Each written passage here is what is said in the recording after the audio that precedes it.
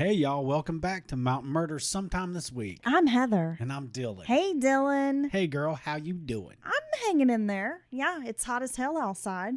Yes, I think we're actually getting into official summer now. I think we are.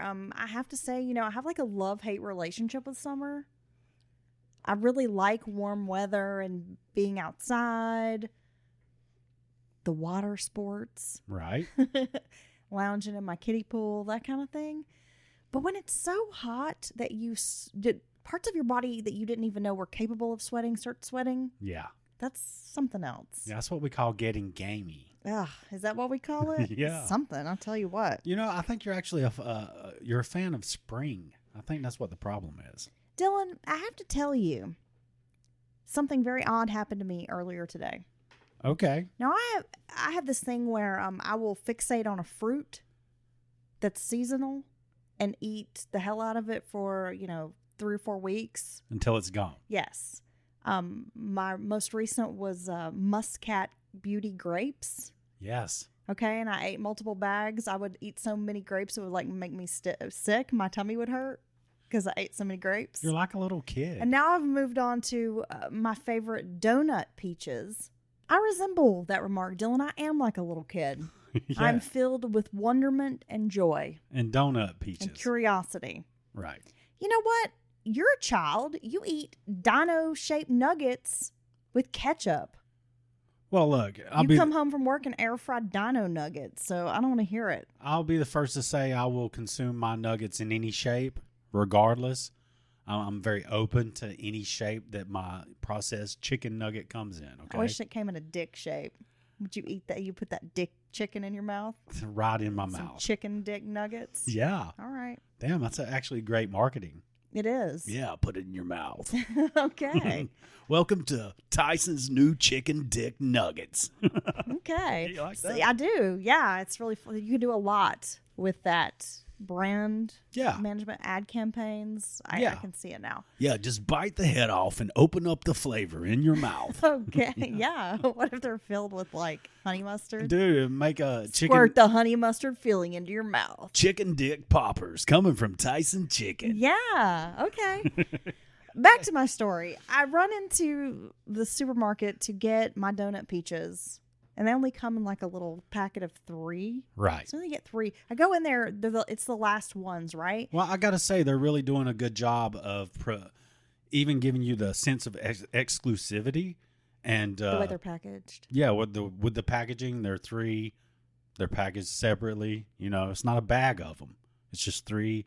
And it just lets you know, if you don't act quickly, you might not get your donut peach. Well, I almost didn't. So I had to wrestle an old lady out of the way so I could get to my peaches. But let me tell you what she was doing. Well, this is the point of my story because I swear every day nothing surprises me and then everything surprises me. Does that make sense? Well, you told me you had to fight an old lady and I was like, what? Was she going for the last pack of donut peaches? Because I know that you're ready to go to war for these peaches. Yeah, I would headbutt someone. But you totally blew me away with what she was actually doing. No, she was standing. I've never seen this before. And like I said, it's I'm not shocked by anything, but then I'm also shocked by everything. So it's weird.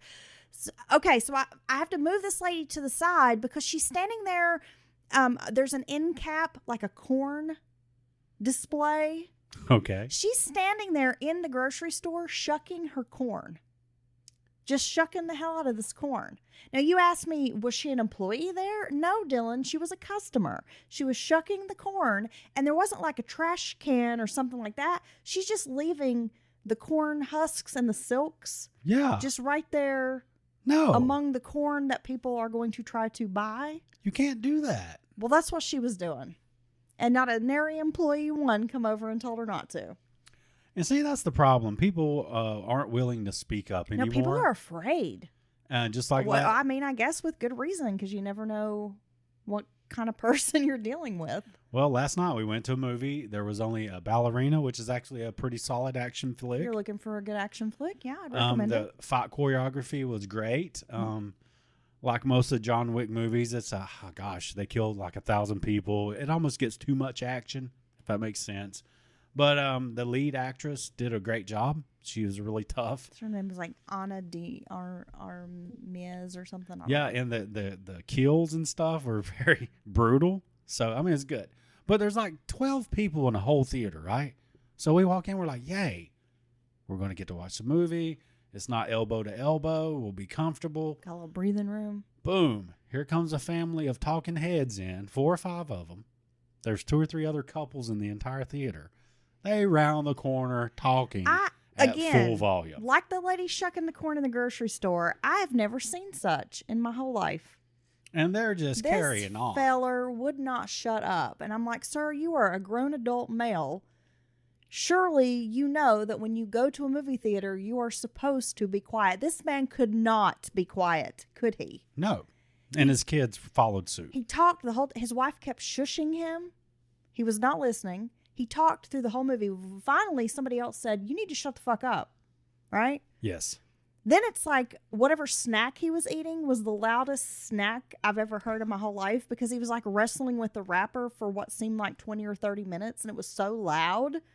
And then when he couldn't do that anymore, he started like rocking in his seat, and his seat was squeaking. Like, I don't know what. It's like this man, there was something wrong with this man. Like, he could just not be quiet. He had to be obnoxious. He couldn't stand it. And I just wonder why people like that even go out to the movies. Because when you come to the movie, it's like I told you about all the commercials and stuff they do nowadays. The movie experience was a very specific thing. Well, we've talked about this before, but you would go, there would be 2 or 3 previews. You would enjoy the previews or whatever, but hey, I want to see that. That looks like it sucks. And then your movie would start. Now you're subjected to 30 to 35 minutes or iPhone so commercials of the crappiest commercials ever. Verizon it's like why trying to sell me. Yeah. And then I got to worry about some knucklehead head family carrying. Progressive. That's why people are staying home. You've ruined the movie experience. And then you got this dumbass coming in there. Indeed. Sorry, I had to have a sip of sweet tea here, Dylan. So anyway. Yeah, it was a lot. But again, I just, people just don't know how to act. I'm going to start a TikTok that's just like how to be normal in public and give people like etiquette tips on how to act normal. Yeah. Like, don't shuck your corn in public. Bring shaming back. Yes. Public shaming. I like that. We should do it. All right. So we're moving on. Enough of that. Wow. I know. Enough of that. Well, Dylan, our top story for today, a Kentucky man, I should add, known as Cowboy Cody, was arrested for releasing a raccoon into a restaurant. Okay. Cowboy Cody's real name is Jonathan Mason. He's 40 years old. He lives in Murray, Kentucky. He was arrested on June 6th after police said he intentionally released a raccoon into an open business. I didn't know that was illegal. Did you know there were laws against this? There's a law on the books. You cannot release a raccoon or wild animal. What'd you say? I don't know. It doesn't matter. It just says he was arrested for intentionally releasing a raccoon into an open business. Like I said, I was not aware there were laws against this type of thing. Well, yeah, there's a lot of weird old laws still on the books. Police say the raccoon bit a person inside the business. Murray Police Department officials wrote in a Facebook post dated June 10th that the man was later identified, as I mentioned, 40-year-old Jonathan Mason. They said Mason left the scene and refused to roll down his windows or exit the vehicle when officers conducted a traffic stop on him, so they had to forcibly remove him from the vehicle. They open his trunk, there's just a bunch of raccoons. Cowboy Cody had already been warned he was not allowed on the business's property. Mr. Mason was arrested and charged with assault, second-degree assault, criminal trespassing in the third degree, resisting arrest, and failure of owner to maintain required insurance, first offense. So he was lodged in the Callaway County Jail. This business where he released the raccoon is known as the Big Apple Grill and Bar. And apparently, Mason is known locally as Cowboy Cody. Assault with an angry raccoon. Now, it's unclear maybe why he did this. We still are not sure.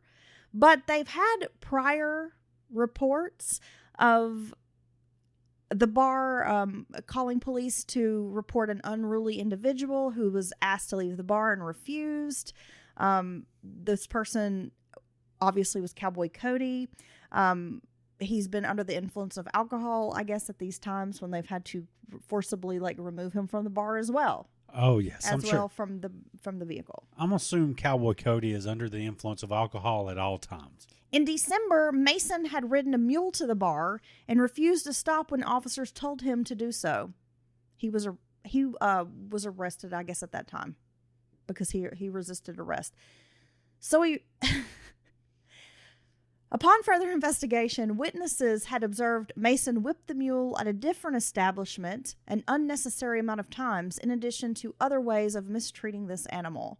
The mule was stabled, and Mason was arrested and lodged in the Callaway County Jail. This was back in December. So this man seems to have a lot of issues, maybe with drinking and showing his ass at bars. Yeah. Yeah, it sounds like some kind of misplaced revenge, I guess. I'll show you. You wait a damn minute. I'm going to go down the road and get my raccoon. I tell you, it's been a minute since I heard about somebody riding a mule. You don't hear about people riding mules that often anymore. It's true. Or horses. Ain't nobody out riding a mule these days. All right, Dylan, let's move along. This is, in my opinion, some good news because this guy's a real piece of work, and we're going to feature his case soon enough. Yeah, I was really glad this news warmed my heart, and I got to say, South Carolina, keep up the good work. Stephen Stanko, 57, was pronounced dead at 6:34 p.m. on, I believe, Friday, June 13th. Yeah, right. So yesterday. He was sent to death row twice for separate murders, and he was finally put to death by lethal injection. He was the state's 6th execution in 9 months. He was executed for shooting a friend and then cleaning out his friend's bank account in Horry County back in 2005.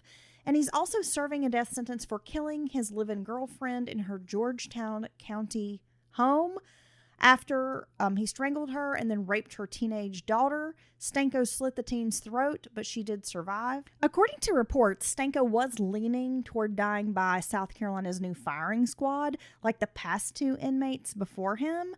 But after autopsy results from the last inmate killed by that method showed that bullets from 3 volunteers nearly missed his heart, Stanko went with the lethal injection. Right. Stanko was the last of 4 executions scheduled around the country this week. Florida and Alabama each put an inmate to death on Tuesday, and on Wednesday in Oklahoma, man was executed as well. Yeah, so I'm going to assume Stanko's using some kind of, or chose for them to use a new cocktail as far as the lethal injection is concerned. And you know what? This guy was such a piece of shit. And I know people worry about innocent people getting caught up and then put to death, which I'm totally against. But when you have these cases where these people are obviously guilty, he did it, he deserves his punishment. I don't have I have no remorse or no sympathy for these types of people. I don't care if you're worried about feeling pain while you die. What he did to his victims and then raped that poor girl, and she has to live with that. After she's watched her mother be murdered. Did everything he can to kill her. She just happened to live. Yeah, fuck this guy. I don't have any sympathy for him in any regard. The federal courts rejected Stanko's last-ditch effort to spare his life as his lawyers argued the state isn't carrying out lethal injection properly after autopsy results found fluid in the lungs of other inmates killed that way. However, South Carolina Governor Henry McMaster refused clemency in a phone call to prison officials just moments before the execution began. A governor has not spared a death row inmate's life in the previous 48 executions since South Carolina reinstated the death penalty about 50 years ago. Damn. Yeah. Okay, putting in work. Something like that. Well, hey, that should mean something when you get a death sentence. It should. Because the only way you can argue, the best argument for that is a deterrent against people doing these horrendous crimes. And if you don't follow through, it loses all its power. I say we bring back the public hangings. I say we get more efficient with it. Exactly. I mean, hell. Yeah, your last meal is going to be shit. Right? That's what everybody's last meal gets to be. You can eat the peanuts out of it. You know, God, you know how much money would save? Okay, now listen. We're back in South Carolina, Dylan. Lots of stuff happening in the South Carolina area. Now, North Charleston. Police in North Charleston engaged in a not-so-hot pursuit as they chased a tractor excavator down a main highway for more than an hour at the speed an average adult walks. God, what is that, like 3 miles an hour? The chase reached speeds of 3 miles per hour early Sunday morning in North Charleston. Officers on a different call saw the big piece of construction equipment with treads and a shovel in front go across U.S. Highway 78 around 3:30 a.m. A few minutes later, they got a burglary call from a business that was heavily damaged and saw the excavator slowly heading away. Several cars immediately joined in the very slow speed pursuit. The excavator was going so slow, that the cruisers would have to briefly stop several times a minute to not pass the construction equipment. Well, the funny thing is they can't just, block this guy in. This is a piece of heavy equipment. It obviously could push cars and vehicles around very easily. Yeah. They had their blue lights and sirens on and told the excavator driver over the loudspeakers that he was under arrest and needed to stop. Other cruisers did block traffic, Dylan. This chase went on for an hour and 12 minutes before the excavator drove onto the Charleston County Fairgrounds property where it got stuck. Nice. Then the driver tried to run, but was followed by a drone until a police dog and a handler caught up. The 53-year-old driver of the excavator was charged with failure to stop for a blue light, 2 counts of malicious injury to real property, and remained in the Charleston County Jail on a $22,000 bond. And he was no killdozer, I can tell you that. No, but still an amusing story. Well, yeah. I mean, it's not very low profile for one. You're in a piece of heavy equipment on the roads. And so it sounds like they want to knock the front out of a store and go in there and rob it. But you should have another getaway vehicle. What is happening on America's roads? Not only do we have the excavator story, but the gentleman who rode the mule to the bar. Yeah. What next? What next, Dylan? I don't know, but I can tell you this. It's going to be interesting. Moving along, Dylan, a Michigan woman was kicked off a court Zoom call after she was caught making a peanut butter sandwich during a hearing by the judge. You hear these stories about people on Zoom calls with, with the judge or whatever, and there's a lot of funny stories. I saw one where it was an old man, and there was like a kitten filter. And so yes, I've seen that video. I think it went viral. He didn't know how to get it off. He didn't know how it was turned on, and he's a very concerned looking kitten. He's like, "Judge, I'm not playing. I'm not trying to. I respect the court, but he's like, and the whole time it's like this little sad kitten on the screen. Pretty funny. Yeah, we've heard lots of these kinds of stories. Well, I've never heard of someone making a sandwich. Asia Outerbridge was attending Detroit's 36th District Court hearing online for a misdemeanor charge. During the hearing, Judge Sean Perkins asked Outerbridge, who was late to the call and appeared to be spreading peanut butter on a slice of bread, to put the food down. Perkins said, quote, "Put whatever you are trying to prepare down." He also told her that she needed to get properly dressed. Oh, yeah. She told him she was properly dressed, and he said, "Is that a robe?" Outerbridge told him she was trying to feed her daughter. Quote, "My daughter is sick. I had to keep her home from school. I'm just trying to feed her. That is it." Now, he goes on to tell her, "I'm sorry that your daughter's sick, but you're in front of a court, and we're going to treat this as such. Just because it's a Zoom call does not mean that we do not follow decorum.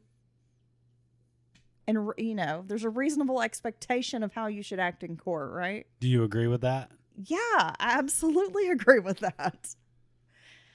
Outerbridge told CBS News that she was definitely wrong, that she could have come dressed better and more prepared, and that she didn't want the judge to think that she was laughing at the situation, that she does take it very seriously, and that she did genuinely apologize to the judge. that she's a personal stylist, so she knows how to present herself. But just that day, you know, she was just having a hard time. She says it's hard for moms out here. I'm not going to lie. So she was just kind of struggling. And I guess she was trying to make this peanut butter and jelly sandwich for her kid. She's got her bathrobe on. Well, it's hard out here for pimps and moms. It's true. Yeah. What do you have to say about that, Dylan? Well, I mean, how hard is it?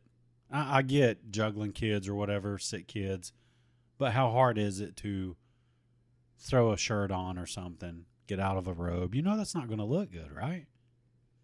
Well. And you should imagine that messing with food of any sort, no matter who it's for, is probably going to draw the judge's attention. I always go out of my way to not piss the judge off.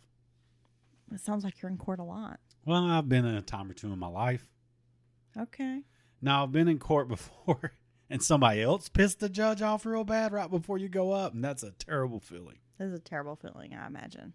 Now, Dylan, we are back in South Carolina because apparently the state is wilding out.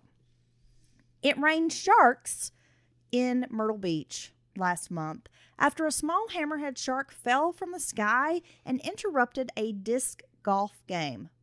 That's crazy. The unexpected disc golf hazard was actually a bird's lost lunch. Yeah, I agree with Renee, Discord Renee. That is a pretty big meal for a crane or something, right? Jonathan Marlowe, who snapped the now viral photos of his friend holding up the aquatic predator, wrote on social media that they saw a bird carrying the shark before it was accosted. Teeing off on 11 at Splinter, which is in Disc City Golf Course, I guess is the name of the disc golf course. They saw an osprey carrying something over us. 2 crows chased it into a tree where it dropped its prey. Obviously, it was a shark. The shark appeared to be a little more than a foot long. So it was not a very big shark. And I'm seeing an image of the guy holding the shark up, and it is rather small. Okay. I mean, it is a pretty small shark, but they've never seen anything like this before, obviously. Most people playing disc golf do not expect a shark to drop down on them. This is the most exciting thing that's happened in disc golf ever. According to NOAA, scalloped hammerhead sharks are found in mostly tropical waters, but can range as far north as the New Jersey coastline, and they can grow up to 11 feet tall. Long. Oh, yeah. Sorry. Oh, my God. That's so scary. I think it does say long. Oops, my bad. What if it was an 11-foot hammerhead shark Just walking around? Yeah. It'd be like that terrible Suicide Squad where there's the shark. Yeah. Well, that's the Shark King. Was that part 2? They could have done a better job with the Shark King. I just think the Shark King, that's just an unnecessary character. Like, we don't need this weird, rubbery-looking shark. Are you sure? Walking around. Don't you remember that incredible Fantastic Four trailer we saw last night? No. Gosh, man. I've blocked it out of my brain. Okay, I want to know how Pedro Pascal is in every movie. Like, this guy must work 24/7. Because he's awesome. And I want to know why they think, after decades, that they need to keep churning out these comic book movies. Because it's lost its luster. The stories that need to be told have been told, for the most part.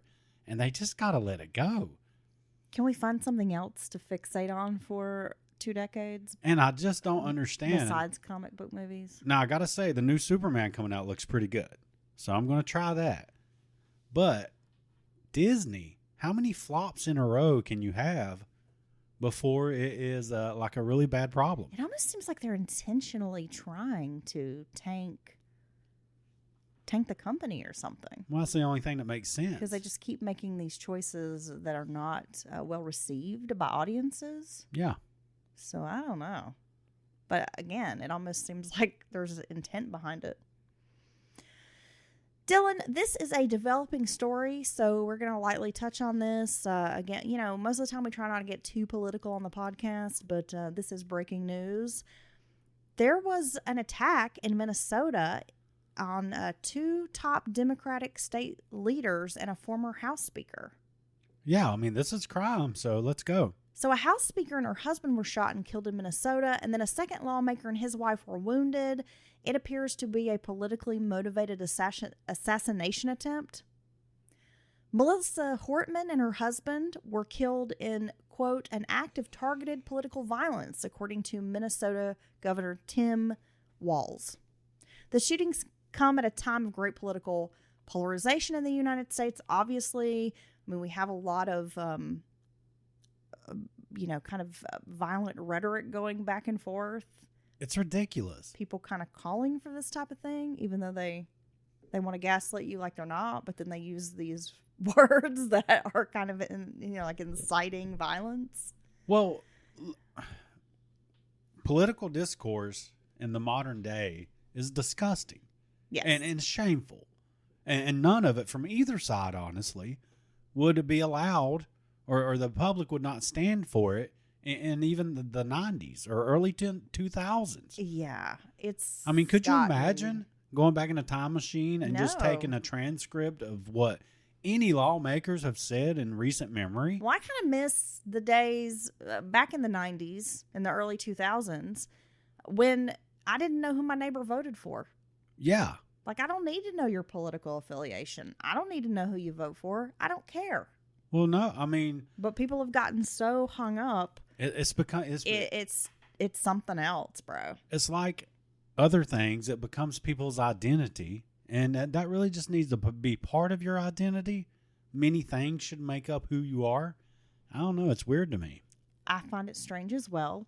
And what's really scary, Dylan, is we would listen to a podcast. Was that like 5 years ago? Maybe during quarantine? That was before. Well, maybe right before that. Yeah. But it was. It Can Happen Here. Isn't that the name of the podcast? Yes. I believe.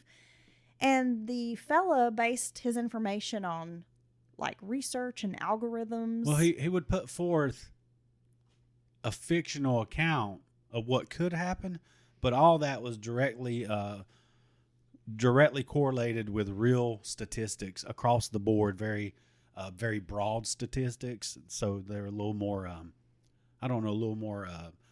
not manipulated and a little more detailed.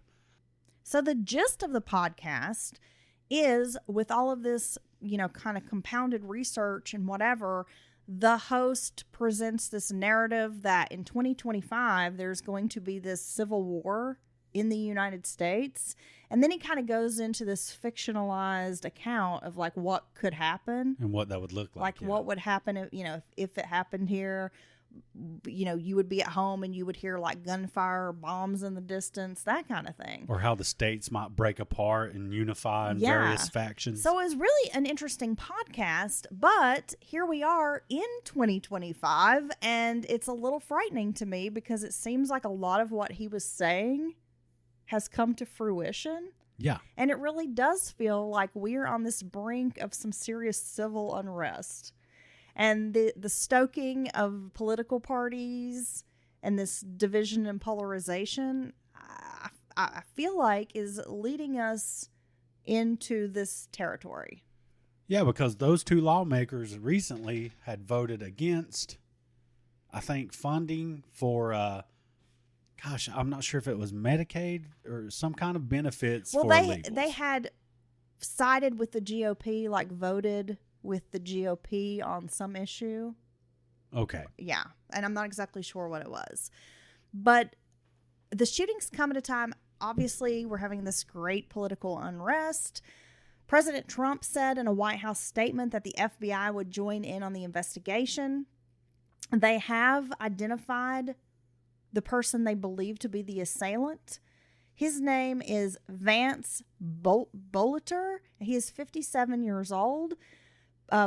They haven't really disclosed more details of the investigation, but there seems to be some sort of manifesto that was found with him or among his personal items, perhaps. Oh, I can't wait to read it.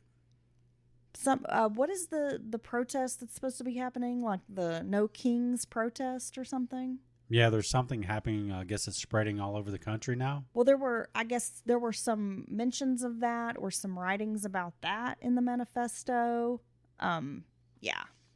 See, it's the problem with this fiery rhetoric is you can just be, it could just be considered red meat for your party to kind of get your people fired up. But then you take someone who probably has other issues and they go way too far. Because I'm sorry, no universe do I agree with shooting lawmakers because you disagree with how they voted on any issue. I think that's insanity. Well, while Melissa Hortman and her husband Mark were shot and killed, Senator John Hoffman and his wife of Champlin, Minnesota, were shot multiple times. They underwent surgery, and everyone is cautiously optimistic that they're going to survive. Damn, what a crazy story. It is quite a crazy story. I mean, I don't know. I don't know what's going on in the world. I mean, it's kind of a scary time to be alive, it feels But you know like. the doomsday clock? Oh, I'm aware of the doomsday clock. It's down to 89 seconds. Are you kidding? No. Oh. We're the closest Okay. beyond the Cuban Missile Crisis, the Cold War, all these other world conflicts over the years and decades. We're the closest now, supposedly, to nuclear Armageddon than we've ever been. Okay, well, that makes sense. I just hope for everyone else's sake that it happens before work, because I would hate for you guys to get up and go to work and spend a day, laboring away, only to come home and then, there's a nuclear attack. Well, no, I agree with that. It should happen on Monday, not Friday afternoon. Right? Or whatever day's your Friday. Yeah, like a Monday morning. Yeah. That'd be a good time. Everybody be rested from the weekend. I think everybody needs to just chill, bro. Chill, daddy. Gosh. Chill. You know what? Weed's more available, more widespread than ever, and everybody's mad. I don't get it. Dylan, we have to talk about this. It's quite disturbing. So, folks, if you are, I guess, easily troubled by any kind of animal cruelty, you will definitely want to stop the podcast now. Just going to go ahead and give you a little bit of a warning. A federal grand jury indicted 2 people accused of creating and distributing videos of monkeys being tortured. That's disgusting. The United States Attorney's Office for the Southern District of Ohio announced the unsealing of the indictment in a news release, charging Katrina Favrette and Robert Craig for their alleged involvement with online groups dedicated to creating and distributing videos depicting acts of extreme violence and sexual abuse against monkeys. What kind of blows me away is how big of an audience would that actually have? I mean, how many people want to see that? Yeah, that's what's disturbing is there's a group of people who want to see this and they're like, yes, bring on the monkeys. Yeah, and they're big enough for people to go all in on making the product. Well, these videos were allegedly made and distributed with the help of a third man named Ronald Bedra, who was sentenced to 54 months in prison after pleading guilty to similar charges last year. Favrette and Craig outsourced the making of these videos to individuals in Indonesia. Gosh, man, scary stuff happens in Indonesia. Now, in most cases, the two would allegedly contact an individual and detail a specific form of abuse they wish to see performed on a monkey. That person was willing to perform said abuse on the monkey on camera, and then they were paid a fee. And then the pair distributed these videos depicting acts of sadistic violence against juvenile and adult monkeys. Gosh, it's like some kind of sadistic cam monkey setup. Okay, the quote from the release is, these videos alleged to have been created as part of the conspiracy included depictions of monkeys being sodomized with a heated screwdriver and a monkey having its genitals cut with scissors. Okay, that's horrible. What's fucking wrong with people? I don't know. If somebody told me they were into something like that, I would quit talking to them. I would no longer go around them. I would call law enforcement. That's way too far. That's something that I feel like I would have to call and probably sound like a fool on the phone. Like, hey, there's this fella down here talking about how he likes to watch monkeys getting sodomized. And I'm sorry, if you're wanting to watch this be done to a monkey, that is one step away from a human, honestly. And I think you're like a real monster. It's fucked up. Those poor monkeys. Now, look, I'm going to be the first to admit I'm not the biggest fan of monkeys. They're kind of cute, but there's something about them that wigs me out. They're creepy. Well, they got like little human hands. Their little hands look like a little toddler or something. And that's so strange to me. And then they seem mischievous. And maybe it's because I watched that movie Outbreak in the 90s that I feel like monkeys are going to bring me a disease that's going to cause me to like bleed from my eyeballs. I don't know. Well, you can blame Patrick Duffy, the monkey, or Patrick Dempsey, rather. For bringing the monkey? Yeah, for getting the monkey out. The monkey was just hanging out, dude. And they gave him the disease, too. And then there was the recent movie about the monkey.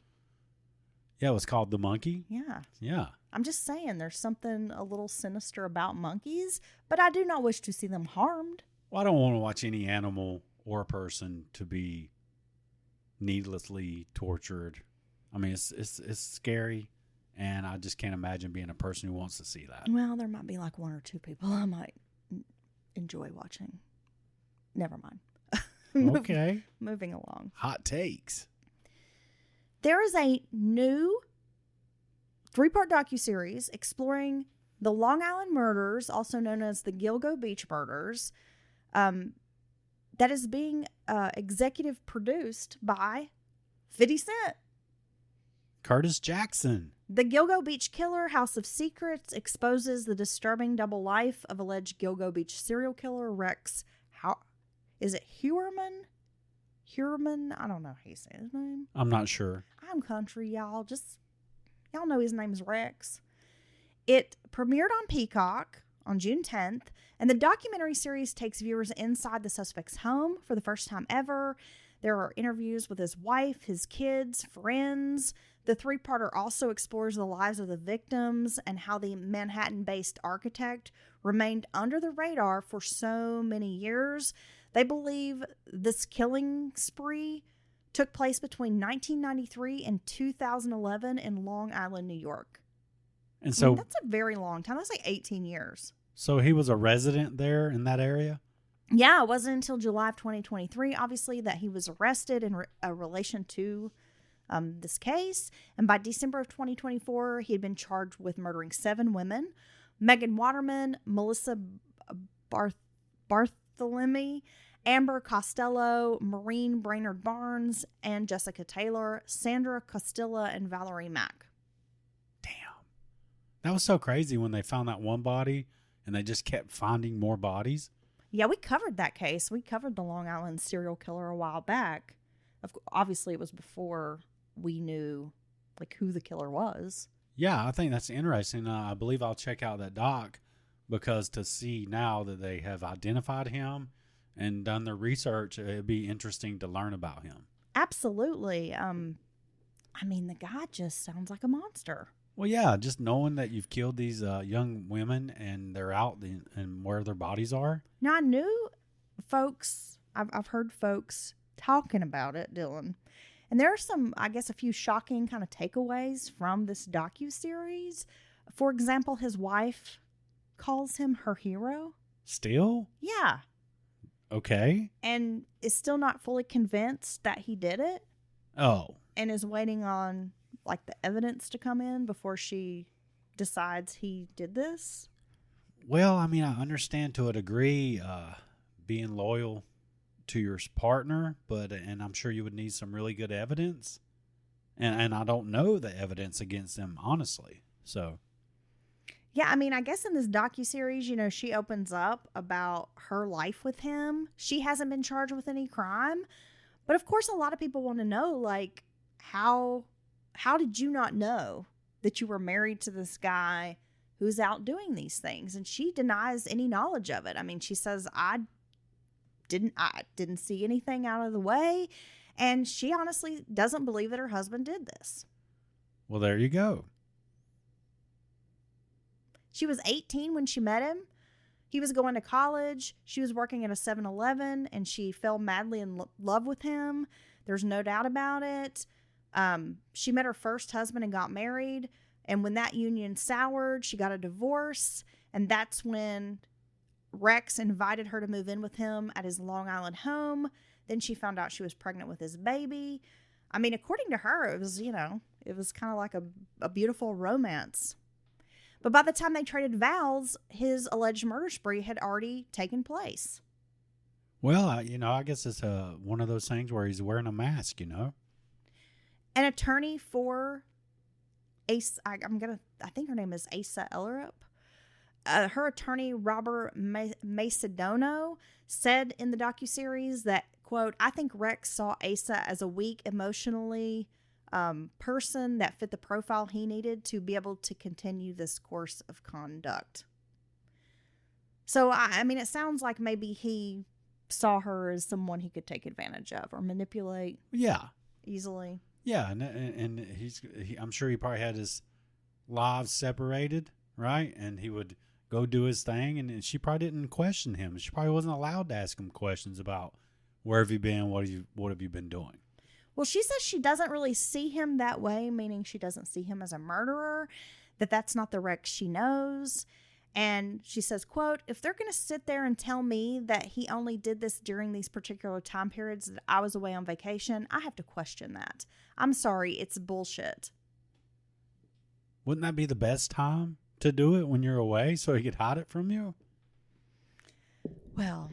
And if your vacations happen to line up with all these murders, I mean, does that not make you question whether or not maybe it's true? Well, again, it sounds like it will be an interesting watch. Okay. So I'm thinking maybe we should watch the docuseries and maybe we can discuss it on the pod. Yeah, let's do that. We'll have an episode dedicated to this docuseries. We'll dig into it and we will report back. All right, Dylan. Well, thank you for sitting down with me for sometime this week. Thanks for having me. Do not ride your mule to town. Mules are sterile, and right? You are not allowed. Yes, I did know that. And you are not allowed to release any wild, furry woodland creatures into bars or restaurants. You know how you make a mule, right? Isn't it a horse and a donkey? Yeah, that's right. What do you think? I'm dumb? No. I grew up in the country. I'm just asking. I know how these things work. Okay. But you have to have a horse and a donkey because mules are sterile and they can't breed together. Yeah, I know that. To make like a 5th generation mule. I know. Yeah. Yeah. Who wants a 5th generation mule? I don't know. That mule doesn't come down from its great-great-grandpappy. That mule knows everything. He's strong as a mule. That first mule. Yeah. And this episode of Mountain Murders is brought to you by Tyson's Chicken Dick Poppers. Put it in your mouth.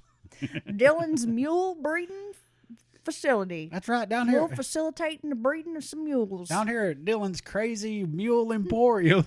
Yes. We got blind mules. We got cross-eyed mules. We got mules that can see. Broke down mules. We got tall mules, short mules. Brown mules. Fat mules. Mules that women wear on their feet. We got mules that smell good. That's a rosy-ass mule right there. That mule ain't worth a damn, but I tell you what, it smells good. All right, so that's some of our sponsors here at Mountain Murders. Until next time, we will see you in the regular episode. Don't let a raccoon bite you in the ass at a restaurant. That's right. If Cowboy Cody says you'll be sorry and leaves, you'll be sorry. Be prepared. All right. You will feel the weight of his wrath. It's true. Okay, bye, Dylan. Bye.